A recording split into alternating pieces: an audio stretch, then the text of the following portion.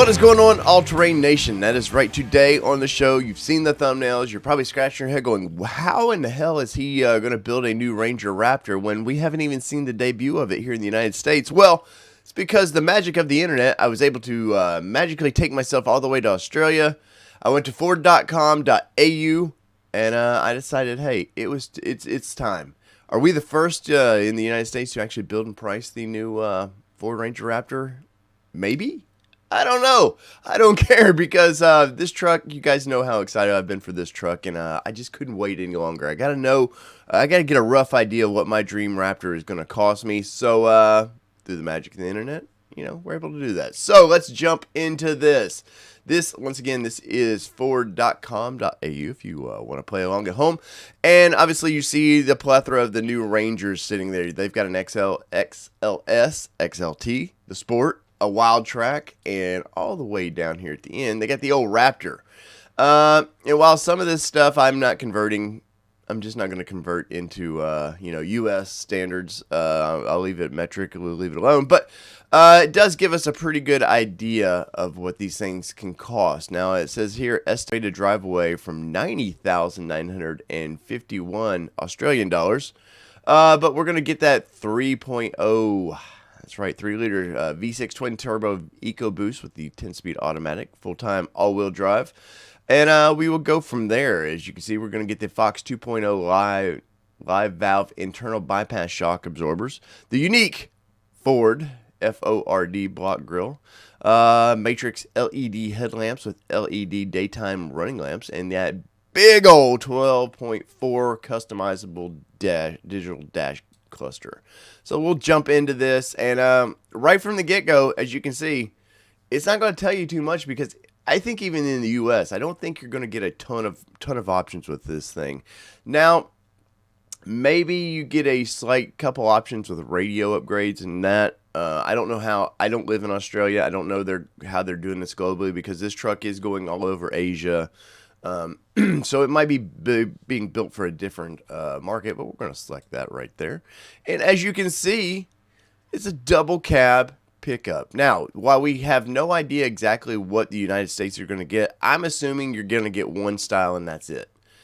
I can't see them wanting to, I know there's a single guy out there that that's all he wants. This truck is kind of special and unique and, yeah, it's about all you can get. But let's look around this thing. As you can see, that wide stance of that big F-O-R-D out front there. I do like the C daytime running lights look great. Those air vents, that are actually active air vents, look great. Let's see what else we can see there. Another side profile with this truck, though, you're going to get them 33-inch BF Goodrich tires on that thing. And I believe they are 17-inch wheels. But this is just the plain Jane white one. With the Raptor graphics on the side, and I'm probably going to ask you down the road about those graphics because, well, I'm not always. I think it's time for Ford to kind of upgrade the Raptor look a little bit. It's been over 10 years with this, but as you can see, dual exhaust. That's a true dual exhaust on this thing, and it looks great from there. But let's check out the interior. Now, this being Australia's version. The steering wheel's on the wrong side, but we still get a great idea of what we can expect there. And of course, this has got all the little Raptor color all around it. Looks really, really good. So let's go back to the exterior. So as you can see, there is no options here at all. This is what it is. You're looking at single or the double cab pickup, as they'll call it. And then look at that. They got color spelt wrong. Come on, man, get with it. But obviously, tires and everything else are spelled a little bit different all across the world. All right, we got colors here, and it looks like, they got a plethora of colors there. Now, some of these will be named different here in the United States, but, Arctic White is Arctic White, which is not bad on this vehicle at all. That white, I'll change the profile just a little bit. There we go. This will show, I think, colors a little bit better. Not bad, but this is what they call Meteor Gray. And I don't know if that's the Leadfoot Gray we call the United States or not. In the comments, let me know what you think. Aluminum Silver, which is just silver, which actually that's a pretty, guys, I'm not big on silver a lot of times, but it looks pretty freaking good on that truck. Blue Lightning, which I believe we call it Lightning Blue. Not bad. Not bad at all on that color. Let's see. Conquer Gray. There. Oh, I think this is the Leadfoot. I think, yeah, I think this is actually what we call Leadfoot here in the States. Nice color. I did a video on this color a couple months ago. The black plastics with this color seem to blend in real well.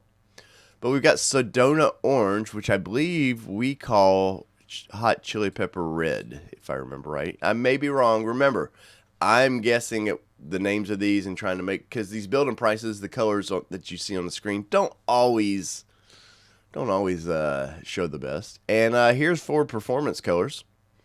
We got that. That's Code Orange. Now, I've said many times this may be the color that I want because it's a launch color and it's a special color. I know it will be in the United States. They're showing here that all these are a $690 or $75 upgrade, all but white. I have a feeling in the States that'll be a little bit different. I believe Code Orange is going to be an upgrade, and that's about it. But let's see. We got one more color to look at. This is Shadow Black, and that's pretty menacing. You know, there is a blacked out truck like that just looks really good. But my only problem with blacked out vehicles are I'm actually going to take this thing and have some fun with it. And I don't want to have to deal with pinstriping. Black shows pinstriping like crazy. Probably the best color for that, honestly, is white, because white doesn't show the pinstriping as bad as other colors. But out of all these we got there, we're just going to use the Australian names. So that's Meteor Gray. There you go. Aluminum Silver. Looks good. Blue Lightning, which I'm going to say I'm not a big fan of it on this. It's just not for me. Maybe you guys like it. In the comments, let me know. Conqueror Gray, which I believe is Leadfoot, which that might be on my short list. Let's see. Sedona Orange. And we've got Code Orange, and which is a little more happier. Between Sedona there and Code Orange, you can tell it's just a little, Code Orange is just a little happier. Or the menacing Shadow Black. In the comments below, let me know which one would you choose, because honestly, I'm having a tough time here. If this is me heading down to TC Customs to order one of these things, I don't know, man. If this was my options, this Conqueror Gray looks great.